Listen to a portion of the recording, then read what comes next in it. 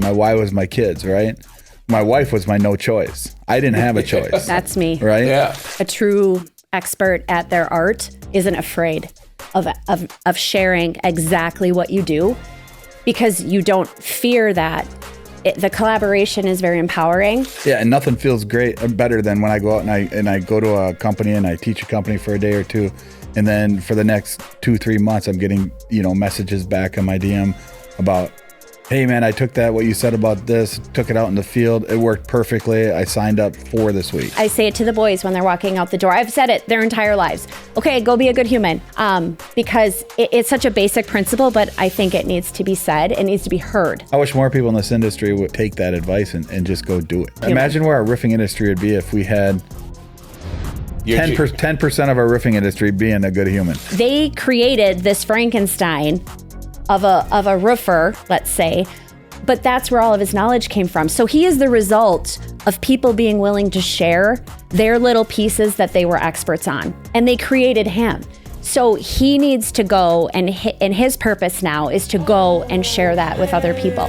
Oh, hey, oh. You are now tuned in to the best roofing podcast in the world, the Roof Trollz. Roof Trollz, we are back. Super cool setting, by the way. Hook Agency, give them a shout out, letting us use their podcast room. Appreciate that. Tiffany and Dan Walrack, I'll get you guys introduce yourself, although I got a feeling that you guys don't need much of an introduction here, but go ahead and let us hear something about you. Hi, I'm Tiffany Walrack with Go Beyond the Hustle. Dan and I have been partners in the exterior restoration world for 25 years now. We're a bit of dinosaurs, we like to say. We started way back in the day, and we're just here to share our message, to share what it takes to get further down the road and work on your career. Also work-life balance, and we're happy to be here. Thank you. I'm the other half, Dan Walrack with Go Beyond the Hustle also. I've been in the business here we're going on our 26th year. Mm-hmm. Like Tiffany said, I am a dinosaur in the business. I'm here to help new sales reps get to that next level, get to that elite level, and we're trying to do it one step at a time. And we started Go Beyond the Hustle a couple of years back, and we're trying to reach out to different people and help further the industry and stop some of these people in the industry that think they're gurus. Oh man, so many of them do. I know I opened that up for you. By the way. Yeah. Well, I want to slide into some of the juicy stuff, but let's start what people really care about. Who came up with the concept for the microphone you guys have? That thing is so dope. It looks like an old Gatorade. Like, do you guys know what I'm talking about? The blue At RoofCon? Yeah, the one you were using. Who came up with that? We're looking at her over there, Tara. Tara, let's give her a shout out. Tara. Hey, yeah. Tara, is it Dapper Dog? Dapper Dog Marketing. Dapper Dog Marketing. Tara does all of our marketing, our social media. She helps us so much with everything we do. The inspiration, like I know you picked your colors out. Does any of that have anything to do with Gatorade? Because it resembles Gatorade so like the old school Gatorade feel. Like it's just got that on there. And little every retro. Every time I see that mic, I'm like, man, why didn't Roof Trollz come up with something cool like that? Like that's so awesome. And now I can't do it. You already went and took the thunder. Like now we're gonna roll that out in Oklahoma City again too at RoofCon. Hopefully Tara's going to make it down for RoofCon with us, and we're going to do that again in RoofCon and run it around and do the microphones out there too. So that would be awesome, man. Yeah, you should. We'll get you on it, man. It'll be fun. I would love that. That microphone is so cool. And I saw it. I'm like, dude, that's just outside thinking, A lot of people just aren't doing the fun things like that. And it's just something so small and you just don't know. Like every time I watch it, I'm like, dude, that's so it was a simple idea and it's just so cool. Like, I don't know. I just dig that. So I wanted to get you guys on here. I was like really excited to do this podcast because you guys are doing a lot of really cool things. And you've been around, like you said, dinosaurs. You guys been around for, 1998? 99. So I was 13 years old. Like you guys been selling roofs. Don't do the math. Don't do the math. I'm just saying though. I'm just doing it in my head like, man, I'm old. It's wild to think that you've been in this that long. And then when we hear some of the things that you guys are doing, it's like, oh, well, that makes sense. These guys have been established in this. I mean, is there anybody in this industry doing anything worth of shit right now that you don't know? That I don't know? I mean, No. The problem is No. Just be honest. No. All right. There can't be. No, I mean, we've been around for a quarter of a century in this industry, and things have changed complete 360. So we've been through it all. We've done it all. So we stand pretty firm on having experienced pretty much all there is to experience. Yeah. Yeah, there is not a whole lot that I can't say that we've gone through, that haven't gone through. Sure. I mean, we've owned a company, we've managed companies. She's been in banking industry, done the mortgages. I mean, we've been every aspect of the roofing industry. And, you sit there and you think back to yourself 26 years ago. It's like, when I first started 26 years, did I know 26 years from that point that this is still what I'm going to be doing? No clue, no idea. That's the best part of this industry is that all of us got into this and none of us got into this trying to be roofers. Like none of us wanted it. It just happened. And then we're like, oh, this is cool. And then you can't get yourself out. Never. I mean, the problem is I punched the clock when I was in college at, a couple Menards and some places like that. And when I started doing this, there's no out. I mean, I can't get myself out, right? No. I mean, because I love doing what I'm doing. Right. And you've put yourself in a position too that you have no way out anyway. So what was really cool was when we finally talked to each other, which by the way, on record, I have been in the same room with you multiple times and just we never spoke to each other. And when we were at Utah, when we were sitting there at the end of the table with Deshaun, who I have a good relationship with, we were talking football and stuff like that. And what was really cool out of that conversation outside of football, but what was really cool about that was you said that you didn't set out to do what you're doing right now. The industry kind of like, dude, you $18.5 fucking million by yourself. So like the industry was just like, no, dude, like you the cameras are on, bro. Like you're on the stage now. You're seen now. You're seen now. Yeah. Well, to kind of catch it real quick, $18.5 million wasn't directly by myself. I had a lot of assistance from Tiffany, and no doubt that's why she's here. That's why she's here, and she's it's kind of funny. We talked about it last night, and I'll throw it out there right now. People ask me what my why was, right? My why was my kids, right? My wife was my no choice. I didn't have a choice. That's me. Right? Yeah. That's right. It wasn't, hopefully you can get it. It was either you get it or you don't. You don't have a choice. And back when we first started 26 years ago, we didn't have a choice to say, hey, hopefully we make this work. I'm getting paid a salary or a draw now anyway, right? No big deal, right? No, we didn't have a choice back then. It was either you sink or you swim. That's some of the cool part about like with us being in this industry, because it's drastically changed even since I've been in this. 100%. It was like 2016, but I worked full commission, no salary for the first seven years that I did this. I didn't even know any better. That's just the way it was. And now like watching it and people around like, well, what's the salary? What's this? What's that? I'm like, dude, you get to make your own income. Yep. Because fuck a salary. Like just go make money. Set your schedule. It's you. I mean, you can make as much money as time you put into it, but you have to do it. And that's, people don't understand that now. The work ethic, the mindset of sales reps now is, well, how much am I going to get paid? What is this? What is this? And they don't understand that if you put your mindset as this is your career and you put 40 to 60 hours a week in consistently every week, you're going to make your money. Why do you care about a $40,000 a year salary?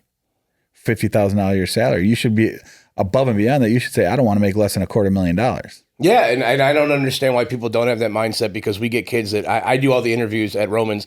I interview them for the first interview, and mostly I'm just trying to gauge who they are as a person. Sure. I could care less about the job aspect of it, because you're going to get that in a second interview. Yeah. It's not my job. I just want to make sure that I'm putting the right people in my culture, so that you don't disrupt everything. You got to be a good person. Yeah. So when we do our interviews, you'll get kids that come in there and they're like, well, what's the wage? I'm like, well, what do you make right now? You're working at Target for $13 an hour and you want to know what the wages are here. I just told you there's no cap on your income. Yeah. Who cares what the base would be?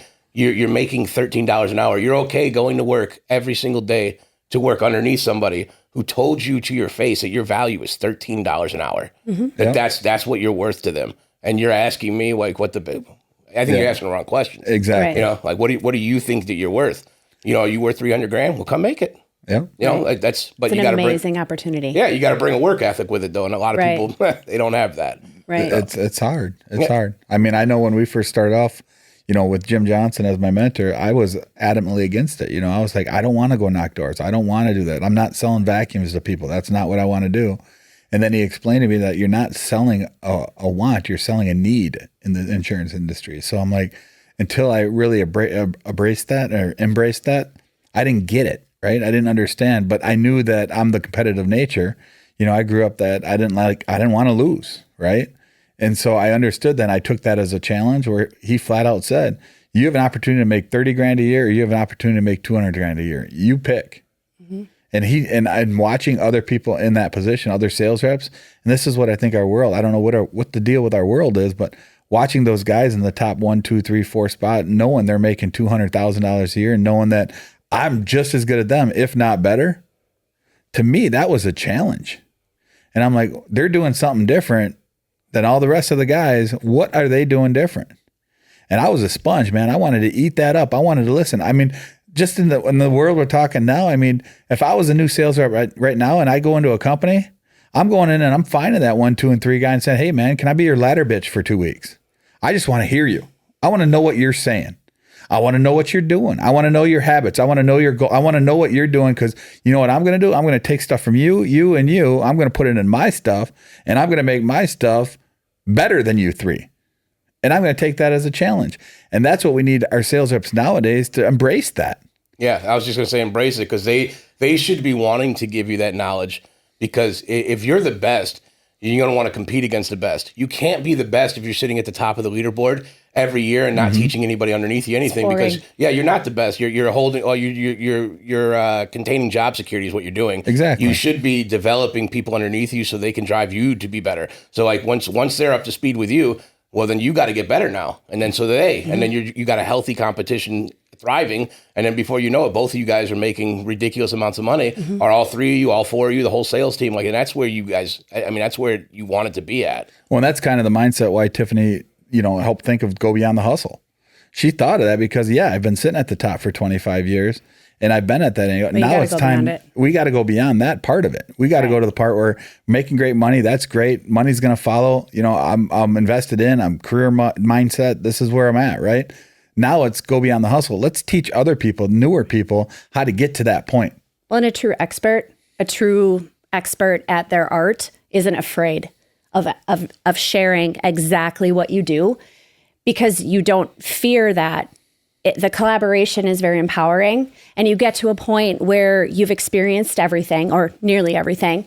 And what can you bring to me that I can't answer? Or what can you bring to us that I'm going to doubt myself? Nothing. So let's talk about it. Let's share. I'm going to build you up because I'm secure in where I am. We know what we can do. We know what we're capable of. So him training people and teaching people and me mentoring people, it's an opportunity, and you get to a point in your career where you want something, you want next level, you want to go beyond that hustle. The empowerment that you get from training and teaching and sharing, it replaces the income, and it becomes that exciting new thing. Yeah, and nothing feels better than when I go out and I go to a company and I teach a company for a day or two, and then for the next 2-3 months, I'm getting messages back on my DM about, hey man, I took what you said about this, took it out in the field. It worked perfectly. I signed up for this week. Fantastic. You make yourself, I'm not making money on the deal, but I'm happy as that this guy understood what I said, took it to effect, went out in the field and actually applied it, and he's killing it. And so I get that sense of, I'm 48 years old. I've done everything there is. I've made my money. I've done a great job in this. I want to see that next level succeed. Right? And it frustrates me because I sit there and I listen to a lot of so-called gurus out in the field, right? And they're telling these people the best way to sell, the best way to do this, the best way to do that.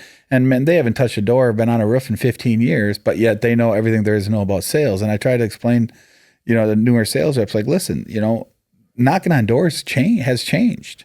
Knocking on doors 26 years ago and knocking on doors now are completely different. Selling that homeowner 26 years ago and selling that homeowner now is completely different. And if you're using that mindset of selling 15 years ago and trying to apply it now, it's not going to work. And it's just a mindset that you have to go beyond, right, and figure out a new technique or a new way of how are you going to sell that homeowner? How are you going to sell yourself? And that's why Go Beyond the Hustle really originated. As we talked about, there is other ways of doing it. You just got to learn those ways. And that's what we wanted to do it as a couple. We wanted to get that out there and teach people and teach new sales reps and teach owners of companies that there's other ways of teaching your sales reps to go out and get jobs than just pounding on doors all day long, every day. Right. Now, we all know knocking on doors, you have to go through the blood, sweat, and tears to get to that point. We all get it. If you don't do it the first couple of years, it's basically, I call it a rite of passage, right? We've all been there. We've all done it. And we got to do it. Your first couple of years, you got to knock doors, right? But there are ways beyond knocking doors where you can get leads and you can generate business where a lot of these newer sales reps don't know and don't get and don't understand how to get to that point. And that's kind of why we're helping out with that situation. So that's something that Dan does, is he does boots on the ground in the trenches training.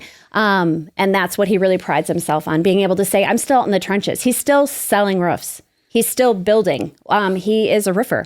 Sometimes he's a roofer, sometimes he's a mentor. So he's still currently actively doing that, putting on roofs, doing siding, talking to homeowners, absolutely, all the time. He's still actively doing that. We've just added another level to what we do. And you should. And honestly, the fact that you do still knock doors, the fact that you do still do adjuster appointments here and there, like obviously, you've catapulted yourself. You've been doing it for 25 years. You guys got to go, like you said, beyond where you guys have been at. Yeah. So you want to take it to a new level. So you have other priorities to do as well. You're trying to clean the image of the industry. And I respect that.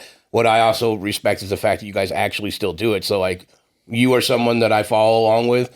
Deshaun is someone that I follow along with. Because you can say whatever you guys want to about him. I've seen him. I've had him out with my team physically knocking on doors. The guy goes all around the weekends knocking on doors. He's still doing it. Right. Now, they may not do it as much as your door knockers, as your typical salesman. Right. But you could take advice from them because they're still doing it. Like they're still out there. And that's what we do. He's still selling. He's still capping out roofs. I'm still doing the books.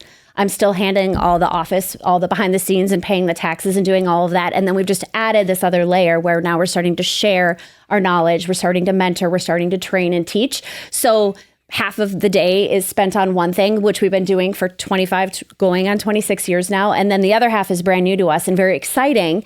And that's not about the income as much as it's about building something new and really challenging ourselves. Because after 25 years, you really do get in a rhythm and you get in a groove. And we don't really need to speak. When it comes to that, I know what he's doing. He knows what I'm going to do. It's unspoken. So to be able to start to collaborate again and communicate and build something new is really exciting for us. It's beautiful going out there, being on the same page and knowing, like, she knows if I've got a busy day that the expectation is, he's not going to be here from dinner and things like that. But there's no animosity toward that. Because the expectation, we both know what the expectation is for each other. We've just done it for so long. Yeah. Truly, we've just done this for so long. And the true beauty behind that is not only are you guys collaborating and working really well together, but there's an added element to that outside of our industry. It brings you guys closer. Your marriage is closer. Your guys' bond is closer. And that's special.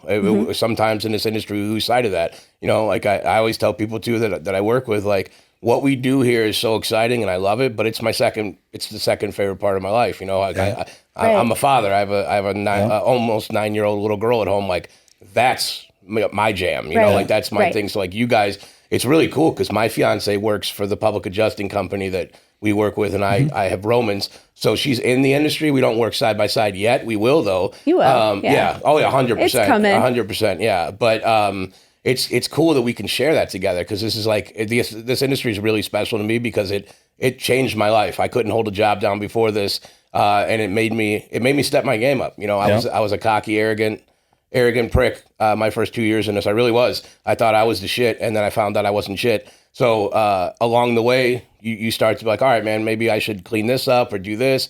And then having the support like you do and like you do, that's huge, man, because you need that. There needs to be somebody at home cheering you on and rooting you. Like your why has to be part of your life. Like it's got to be, And what an amazing lesson we're teaching our boys is that whether you're in the same industry or not, to show support at home, that you're a team. And that if you do work together, if you don't work together, it's still about communicating and supporting each other because you do have common goals outside of all of that. So just to show our kids that he worked in an industry, I didn't, then I joined the industry, and it's encompassed our entire family. When that big storm happened, not geographically a big storm, but for us, because of the roots that we had in our community, because we were already 20 years in, and he and I were pretty much a well-oiled machine when it came to the roofing and the siding and the division of labor and responsibilities. Like we had our system down. It involved our entire family. It wasn't just me. We had to have a family meeting. We had to talk about the sacrifices we were going to make and the expectations and the contributions that our 4 boys could put towards it. But we all reap the benefits and we all have the common goals. So it's really about a healthy home life, whatever that looks like, and surrounding yourself with people that are going to support you, knowing what your prizes are, what your goals are.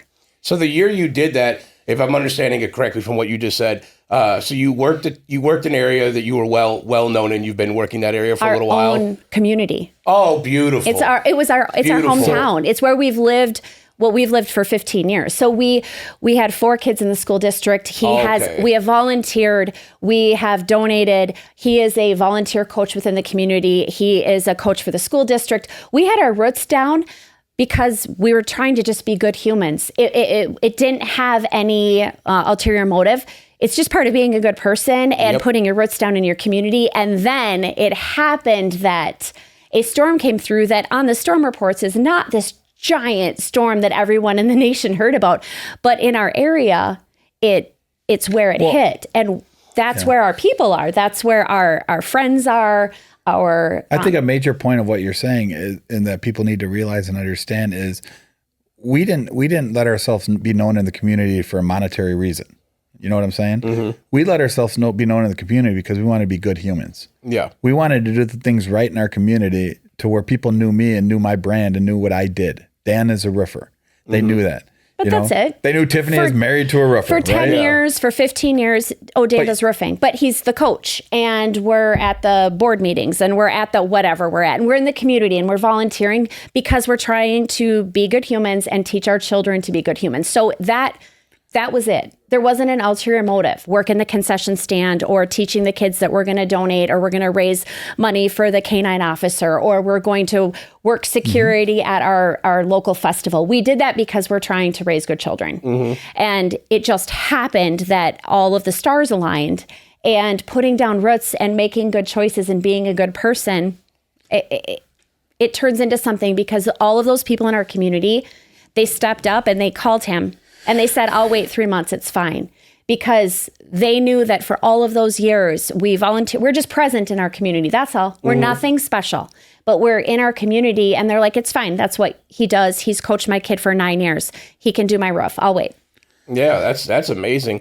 And that was one of the things we were going to touch base on anyway, but you guys kind of alluded to it, so we'll go down that road right now. I saw the donation thing, and if Angela was in here with me, it'd be a great conversation for that too. So that was the number one thing when we sat down, we were going to Romans, because I was going to do this with our Malice. We were going to do this ground level up. It was time for me to go off and do my own thing. I wanted to open up a business. I wanted to do this.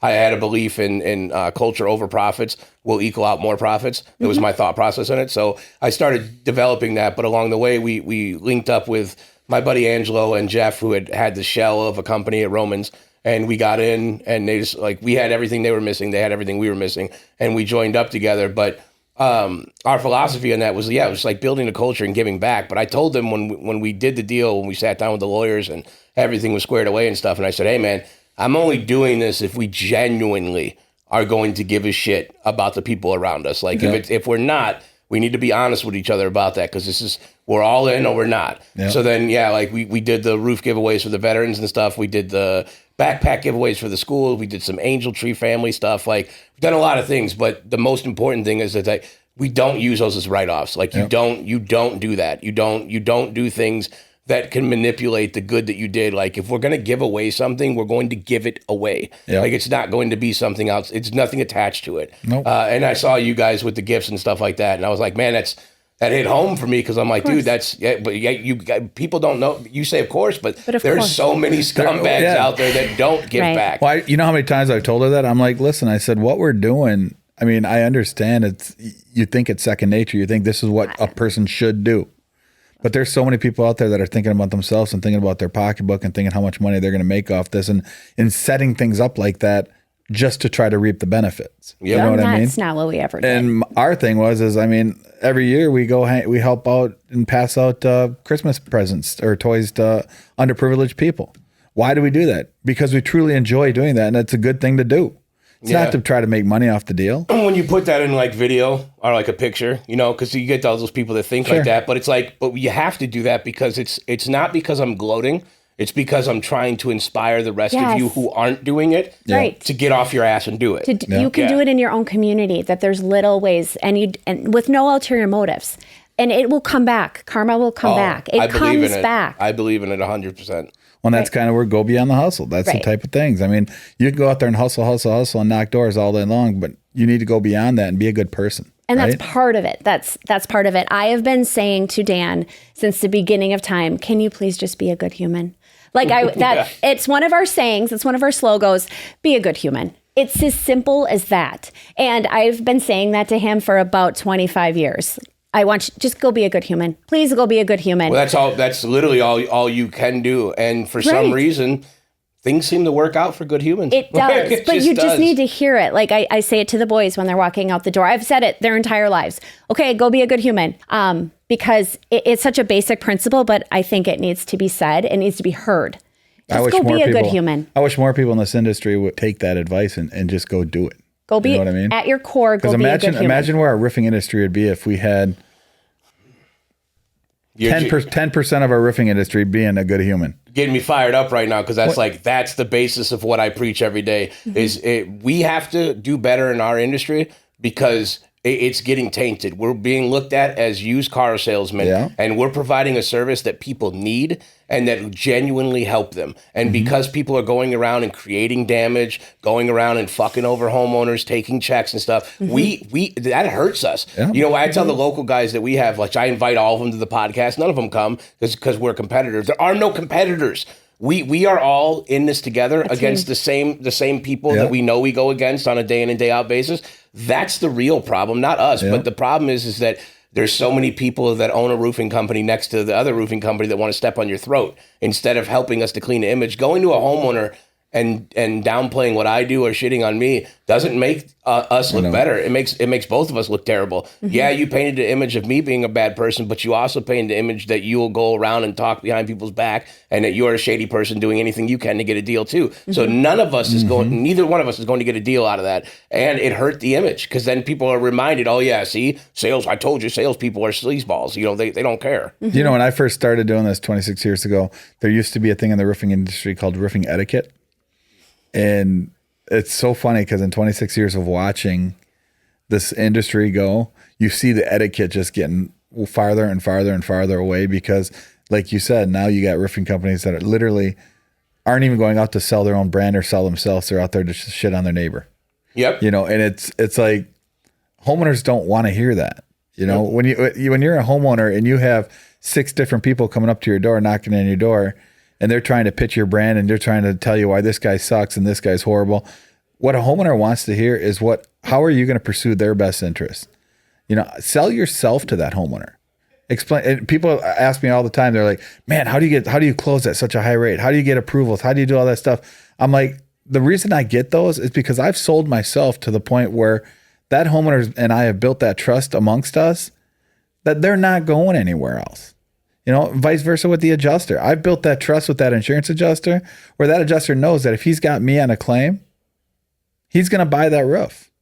Yeah, and some people don't understand that, not closing actually helps you close with homeowners too. 100%. I tell our guys all the time, like I'll run into a door, say I knock it and the person's out and the same thing, like, oh, I'm already using this guy and blah, blah, blah. Hey, that's great. You know what? I'm happy that you're actually being helped right now because a lot of people out here aren't being helped. Here's my card. If you ever have any questions or concerns or if anything should fall off for communication or, hey, maybe you know somebody else who might benefit from my services, give me a call. I'm just thankful, again, that you're being taken care of, and I hope everything works out well for you. You'll be amazed on, 1, how many referrals you'll get off that, and then 2, how many people will fuck a homeowner over. Contractors they're foolish in this. They're just kids.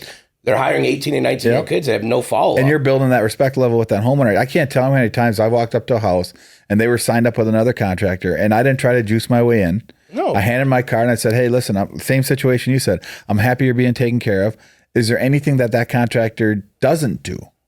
I mean, how many times do you see contractors that don't do gutters or don't do siding, they just do roofs, things like that, where I've signed up people where they may be doing the roof with so-and-so company, but that's all that company does is roofing. I come in there and I'll do the gutters and I'll do the siding, and I'm still part of that homeowner's process where I'm in there taking care of the other aspects of the job, as opposed to, oh, they don't do the roof, I'm out. You know what I mean? Yeah, well, that's a good idea too. And I'll even go one step further if I know the person, because I've only worked my area for 8 years. Like that's it. So when we're in there and we see somebody, because I see a lot of them that I've worked with previously, I'm like, oh, Josh, oh yeah, he's a great guy. Great guy. I was like, Reliance, shout out Reliance. But hey, man, those are great people. Like they're going to take care of you, and you're going to be handled the right way. So if anything falls through, give me a call. But you should be taken care of pretty well. Yeah. What's wrong with that? Why can't we do that? I don't understand. That's called roofing etiquette, and you don't see a lot of that anymore, man. It's wild. Millions of houses, and everybody's concerned about 10 in the neighborhood. Like, get the fuck out of here. It's crazy even having that conversation with them sometimes. Where do you guys see like Beyond the Hustle going? Like, what are the? Because I know you guys are like getting out there, and you guys got some fun, creative ideas. You don't have to share everything with me, but let me hear. The thing that Dan enjoys the most currently is his boots on the ground in-person training that he is starting to do. He'll go nationwide for companies, big and small, and he will train. That's truly who he is in essence. He is let's have a Q&A, let's talk about things, I want to meet you face to face. And most importantly, he is let's go to your job site. Do you have one building right now? Let's go walk around. Let me show your sales reps how I walk around, how I do my scope assessment, how I handle everything. So for him, he still loves making that homeowner connection. So he wants to go on homeowner appointments with sales reps actively running appointments at companies. And I think that's really unique because he's saying, I'm going to climb in that truck and I'm going to go with your guys. Who needs help? He's going to provide that service at a job site in Arkansas, in Tennessee, West Virginia, wherever he needs to go. So to give that where he is still selling roofs and he has to work around his build schedule. So he is a real sales rep still out there doing his own work. We have to work around his build schedule when he's in season, but getting him out to these companies and really digging into the company, not preaching from a podium or from the front of a stage somewhere. He likes to actually be with them regular, just doing what he does, but doing it for them all to see. Yeah, I enjoy nothing more than sitting in a group of 15, 20 sales reps and guys and coaching, training, whatever you want to call it, but basically explaining how I handle it from A to Z, how I handle the process if I was running the claim, right? And how to get the job, how to network yourself, how to build those relationships, how to get the approvals, how to, what do you do if it's denied? What do you do if it's approved? How to go through that, handle the 10 most, the objections people have. Teaching those train those sales reps that process, but then at 3:00 or whatever time, finding out from the owner, hey, you've got, a couple sales reps got 2 or 3 appointments, jumping, like Tiffany said, jumping in that truck with them, going out there, listening to the guy's pitch, right? Seeing what I can do to help them out. Because I'm a firm believer that, and I said this a billion times, I truly believe your best sales reps, your best salesmen in the world, in the nation, don't have a pitch. What they are good at is they're great at reading those homeowners. And they adapt to that where they're at. So like we did one in West Virginia, right? If I would have thrown out a pitch on this guy in West Virginia, I would have never gotten in the door. But you read this homeowner. This homeowner was, a backcountry guy, good guy, but, was a straight shooter, right? Yeah, straight to the point. Yeah. Straight to the point. And I explained to the sales rep as he's trying to do his pitch to this guy, I pulled him aside when we're doing our inspection. I'm like, listen, this guy doesn't want to pitch. He wants you to tell him exactly what you're going to do and then do it. And he goes, what do you mean? I said, I'll show you. So the next time we get around, we meet with the homeowner comes back out of his garage. We sit down and I tell the guy, I said, sir, this is what we're going to do. We're going to contact your insurance company. We're going to get a claim open up on a wind damage. Once we get that taken care of, the adjuster is going to come out. We're going to hand him our scope assessment. We're going to try to get you a brand new roof up here. It's going to cost you your $1,500 deductible. Are you cool with that? And the guy says, that's fair to me. Let's give it a shot. Instead of going through this whole crazy pitch about this kid had, which is fine. I mean, I understand people train and teach the pitch, right? I get it, right? Yep. You got to give them a starting point. But when it gets to that point where sometimes you got to read your homeowner and be like, that guy's not ready for a pitch. That guy's ready to be, what are you going to do how are you going to pursue his best interest? And that's what I like to do is I like to go out with those sales reps and help them close deals. You know what I mean? And if I can go out there and help them close 60, 70% of the deals I'm out there with them, and then also train them while I'm doing it, hopefully that helps them in the future when I'm not there that, hey, what did Dan say? Dan said, try this. Let me give it a shot, right?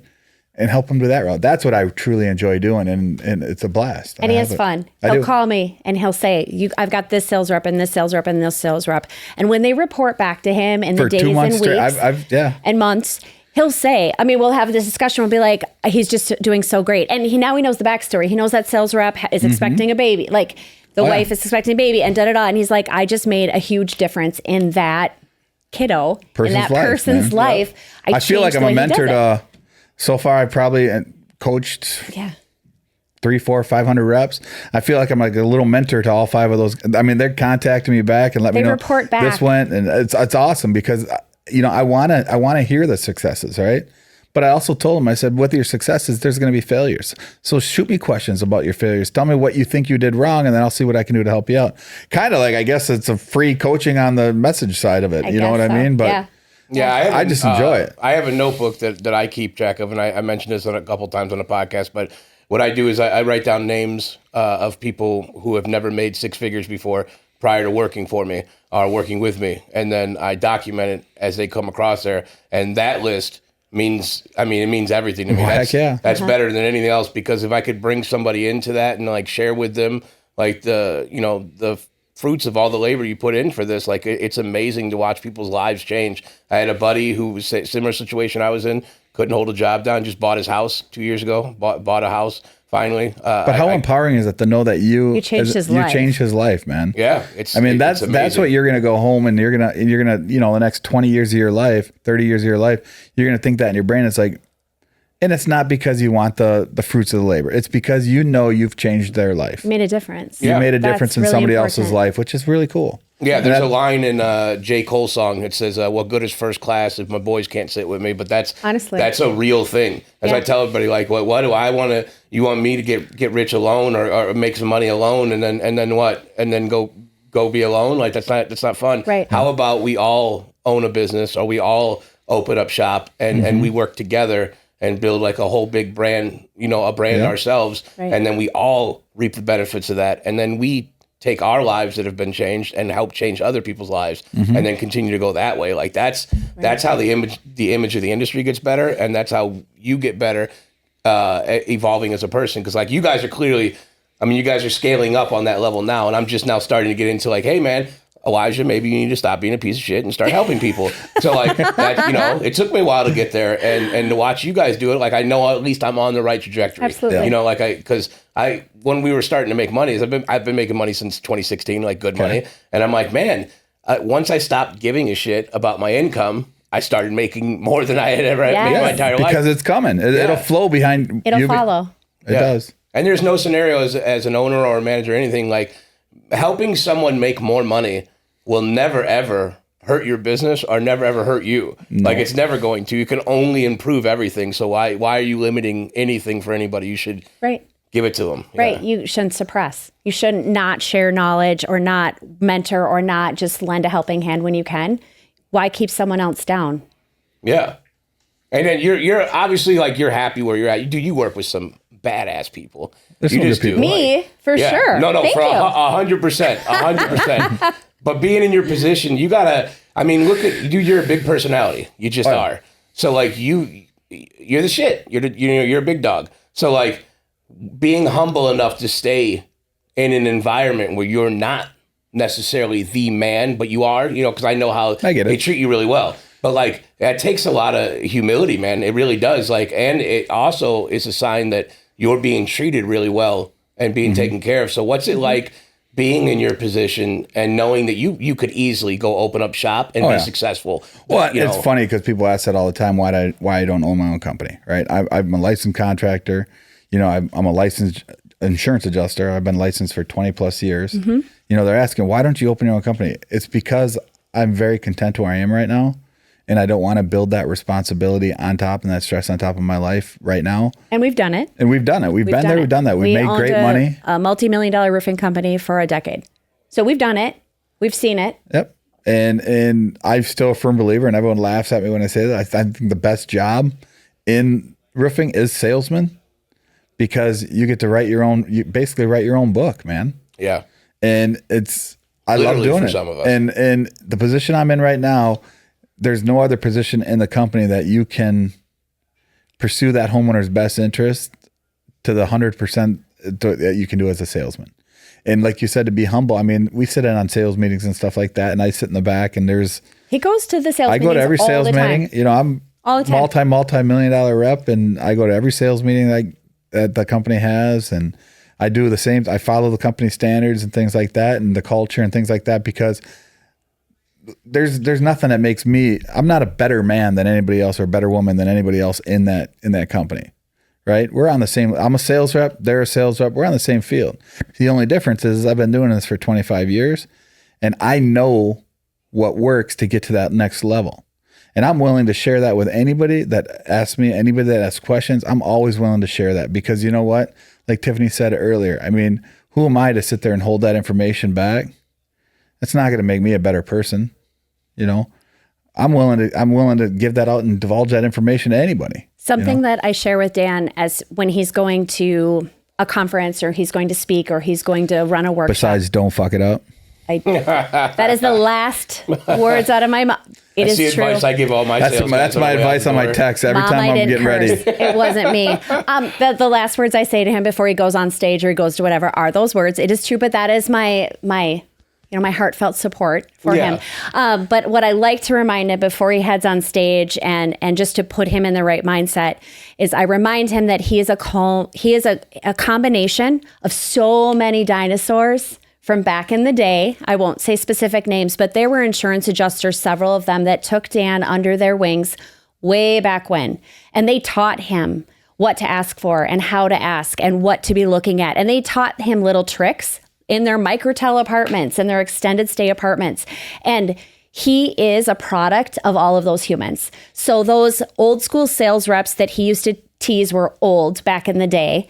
That I remind him now he's older than they were. But he is just one big combination of so many different people that were willing to share information because they took pity on him, because they had mercy on him and said, come here, new guy, I'll teach you some stuff. And they created this Frankenstein of a roofer, let's say, but that's where all of his knowledge came from. So he is the result of people being willing to share their little pieces that they were experts on, and they created him. So he needs to go, and his purpose now is to go and share that with other people. So he's the exception to the 1% rule. So you could tell everybody how to do everything. A room full of 600 people, and only one of them, if even that, is going to actually listen 100%. To what you're saying and apply it. So you actually listened and applied it. I did. He listened over and over and over again because I had no choice. I was just going to say he had no choice. When he said, I think I'm going to go try this. His degree is in teaching. He was supposed to be a teacher. I had a plan. We had our plan. And when he deviated from that and he said, I think I'm going to try this, I said, okay, but you have to do better than you were going to do as a teacher, or you're coming home. I don't have time for this in my life. Like, you either need to make this work or you're done. I'm not going to play. And we didn't have anything. We didn't have a safety net. We didn't nothing. So it was either you make this work or you stop. And if he wanted to make it work, he had to figure it out really fast. We had no safety net. And so that's where it came from. Yeah. That's awesome. And then what about the logo? What's up with the... in the beginning, I thought you dabbed. Like, no. I was like, damn, he is old. I'm like, dabbing and shit? That's not even around anymore. But ironically, and this is kind of funny how it happened, is 15, 20 years ago, I used to do big jobs, right? And I shouldn't say used to, did big jobs, right? Yeah, I'm sure. And on big jobs, just for shits and giggles, I'd always just send a picture back with the pose. And I would react. Nothing meaning, and she'd react, and she'd I would roll my eyes. Oh, Lord, here he is again. And then he started doing it. We'd go on vacation, and he'd climb to the top of a hill and be like, take my picture. And he'd do the pose, and I would roll my eyes and take the picture. Nothing meaningful. No. It's what I did, right? Since 2005, probably. And he knew he could get a reaction. So we have pictures from all over the world, the places we've been, of him doing that ridiculous pose. And I would tease him on it, but it kind of became...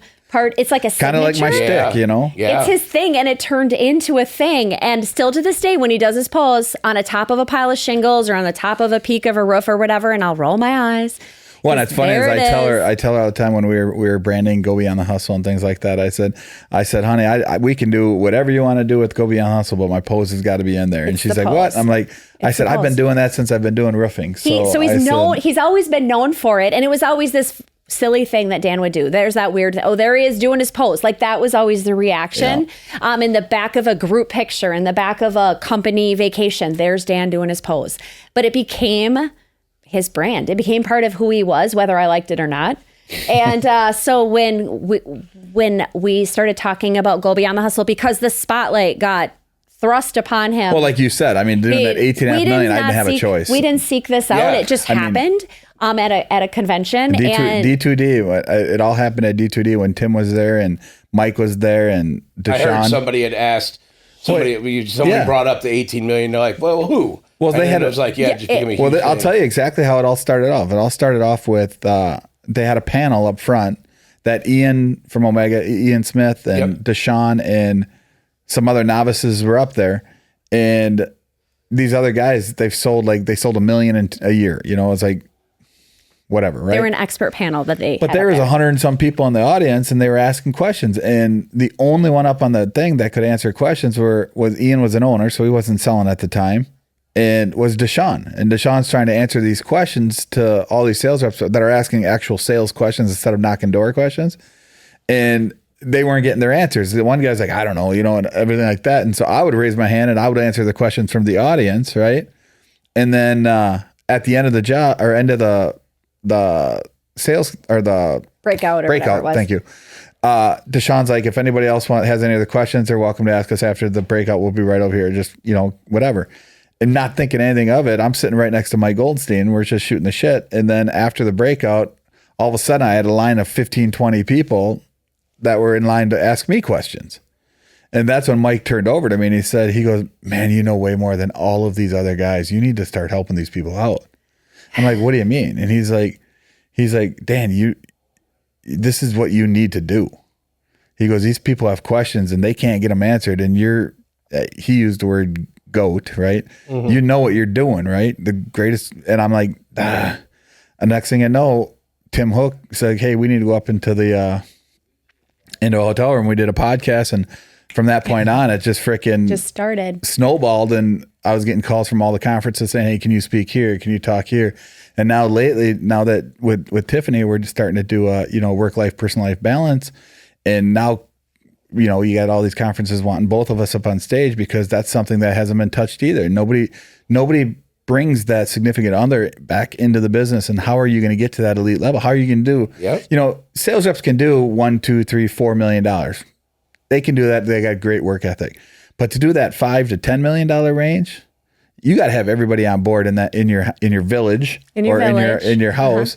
You got to have everybody on board to make that $5 to $10 million, because I'll tell you what, as a regular sales rep, you ain't hitting $8 million if everybody ain't on board in your village. And that's true, because I'm not worried about a phone call from Tiffany at 5:30 at night saying, hey, you gonna be home from dinner? Why not? Da, da, da, da, da, da. She knows if I'm out working, I'm out working. And she knows I ain't doing anything else but working. And then I coming back home, let her know how my day is, and she'd ask questions, and we go that route, right? Whereas, if she was pissed at me and didn't want me out there, and she calls me at 5:30 and I ain't coming home because I'm working and we're arguing, my mindset's not there from 5:30 to 8:30 where I'm not selling. I guarantee I'm not selling another job because my mindset's not there. Yep. So, yeah, it just 26 years, man. It's worked out, and so that's kind of where we're touching on now. Now she's getting into the speaking thing. She outspeaks me like you can't believe, and we just speak about what we know. We just speak about what we know. Yeah. Yep. And that's awesome. That's why I wanted you on here too, though, with him, because like you said, people aren't asking those questions and they're not like diving into what it takes to behind everything to do that. And that's like what our focal point is there's so many little things that get thrown into this that like sales are like selling to the homeowner is literally like the last thing. Mm-hmm. Like everything else that leads up to that is what people don't acknowledge. No. And I wish that there would be a brighter light shined on that, so then people would understand that like, oh shit, okay, that makes sense. That's how he was able to do this, or that's the type of effort that it takes to do these things. Because a lot of people, we were just talking about that. A lot of people see the steak dinners, they'll see the trucks, they'll see, you know, like the flights and all that stuff. Like you on stage, you know, your poses around the country, like, oh, look at him, you know, he had a good year, he's making money. People don't see 3 o'clock in the morning, putting fucking notes in the CRMs, calling homeowners or meeting them at ridiculous, obnoxious times. Just 4 in the morning color meetings. Well, tarping a roof in the middle of a thunderstorm. I heard about the color meeting. Reed told us that about 4:30 in the morning. I picked up a check one time at 1:30 in the morning. I had a customer that worked at a BP oil refinery, and I was like, "Well, what's your availability, man?" I'm like, "I can't get a hold of you." He was like a foreman, and he worked like 18-hour shifts, and he's like, "Hey man, I got a lunch break and that's all I got for you." And I'm like, "Well, when's your lunch break?" It was 1:30 in the morning in Whiting. I said, "I'll see you there." Went to the oil refinery, walked in there, met him in his break room, signed his check, and moved on from there. But like that's the type of level of commitment that it takes, and some people just don't see that. Right. And the education level, because I'm sure that, I mean, you guys are doing it now, and that's awesome that you guys are paving a road for new reps to come in here, but it takes a little bit of time before you realize that companies can only give you so much. Yep. Like, we can only teach you so much inside of the classroom. You have to go home, and if this is something you're passionate about or something that you actually want to excel in or make the money that you see other people making, like you alluded to, $250,000 and plus, dude, you got to educate yourself. Right. Mm-hmm. YouTube, you know, there's free speakers out there. There are some good ones. There's some really good free content out there, and you could just go look for it. Open up a book, or like you know, I didn't know you had your insurance adjuster's license. That's amazing. Yes. Yep. I went and got my PA license, but it's expired since, but I only did it because I wanted to educate myself on that aspect of it, so I understood it. Right. So this is how old I am. I just got told a couple of years ago that I'm grandfathered in now. So I no longer have to do my continuing education for my insurance. Yes. After 20 years, if you've got your insurance adjuster license, you're automatically grandfathered in to never have to do continuing ed again. Or at least from when you awesome. started. Yeah, yes, absolutely. Yeah, that's really awesome. Absolutely. But the fact that you took it upon yourself to, well, I'm sure you probably played a factor in it too, but like just educating yourself on the other end of it is something that a lot of them don't do. Like, I have an adjuster's handbook at home, and I've never taken my adjuster's test or anything like that, but it's important to But you want to be on their playing field. You want to know what their requirements are, what they're requesting, what they're asking for on I want to know that. Right. So, and knowing that, I'm going to put myself 2 steps better than most of the other contractors out there. Yeah. Why wouldn't you? It's like when we started out and we were newly married, I knew we were going to be buying homes, and mortgages are intimidating and scary. And so I said to him, I don't know anything about it. I don't want to ever get ripped off. So I'm going to go do mortgages. So that was my profession, is I did residential lending because I wanted to know that I wasn't going to ever get screwed by it. So if you're meeting adjusters on roofs constantly, why not learn what they know? Why not go through the training? Why not get the certification? Why not get your licensure? You don't have to use it and maintaining it, but why not have it in your toolbox, right? Yeah. It was just last summer that a certification came up in our local community, completely free event, where he could go get his storm spotter certification. Well, that relates to his field. Oh, that's awesome. Why wouldn't he? So he went to the local firehouse. 3.5 hour class. Sat through the class, learned a bunch of stuff, and he is a certified storm spotter. It relates generally to his field, but it adds to his credibility. It adds to his toolbox. And that PEG certification. I mean, I can go down a list of certifications you get. You just pick them up. Why wouldn't you educate yourself to be more educated than the person that you're working with? That's why I'm glad that I'm finally in that mindset. It took a little bit of time to get there, but like last year I set my goal from January to December. I wanted to read 25 books. I knocked that out. I read all 25. But the year before that, it was actually Deshaun, in a normal conversation we were having. He was like, and I wasn't even talking to him about like anything educational wise. He was just like, yeah, I picked up this book and I read this book. And he was like, and I didn't even really want to read the book. He's like, but he's like, I had some other guy reading it, and he's like, and fuck that, I ain't gonna let that guy learn something I don't know about. Right. And it hit me. Yeah. And I'm just so simple. And I'm like, man, that's a very interesting way to think about life. You need to consume knowledge. So then I'm like, well, what books is everybody reading? So then I found, Extreme Ownership, Atomic Habits and stuff. And I'm like going down them. I'm like, oh man. And I read them, and now I'm like, oh, I missed out. I missed out a lot. I'm like, yeah, it's time to do that now. I'm like, it's a book a month now for the rest of my life. Like, at least a book a month. Like, it has to be. Yeah. Well, and it's funny because that's normally the main question I get asked when I do podcasts or when I'm speaking. If people ask me all the time, what is the one thing that I'd tell a new sales rep that was starting out that I wish I would have done when I first started off, And you hit it on the head, man. It's investing in yourself. And I'm not saying go spend thousands and thousands of dollars to go all these conferences and things like that. I mean, but going to conferences do help with networking and relationship building. But to invest in themselves by reading books, by figuring out what the top dogs are doing that sets them apart from everybody else, and understanding that, jumping on our monthly, we have online classes. Yeah, we have an online class. Open forum, classroom jumping style. on things like that. Jumping on, listen to those people that have made it in this industry, that made it the right way. Let's say it that way. And figure out, hey, what can I do to be that elite level? To better myself. You know what I mean? And investing in yourself to do that will only enhance. Go to these storm spotters, get your certification, go to HEG.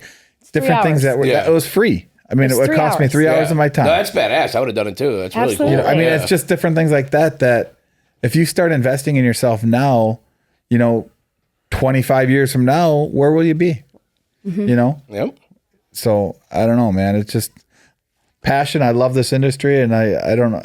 Someday when I'm out of this industry, I don't know if I'm going to ever be able to get out of this industry. Oh, there's so many avenues you can go down too. That's the beauty of it. I'm going to die in the industry. I know that. I'm not leaving. Yeah, it's too fun. It's too fun. But yeah, it's at our time mark. Unfortunately, I hate ending these things because we could have gone for hours. Yeah, I know, and I always feel like it really takes like 45 minutes to really get a guest going. Yeah. And then once you're in the sweet spot of it, it's like, oh man, this is good content. Yeah. I get it. Also, I appreciate having us on, man. I said, also, it's like 80 degrees in here. That's pretty warm. Yeah. This could be a thing. Like they have like hot, like where you go, the hot works where you go in and work out and it's super hot. Hot yoga or something, hot podcast. Yes, it could be a thing. Bring your towel. In the sauna? Bring your towel because you could sweat the truth out of people. Well, we can get in here like Winnie the Pooh then. We could do the Winnie the Pooh thing. Pooh Bear, never a good look. Never a good look. You sure? I'm sure. I speak for all womenkind. Winnie the Pooh is not a good look. You don't think we should have sales reps selling in their underwear? I think we should not. Well, I think the next time we do the podcast, we just, it's just us, the boys, and we Winnie the Pooh it up.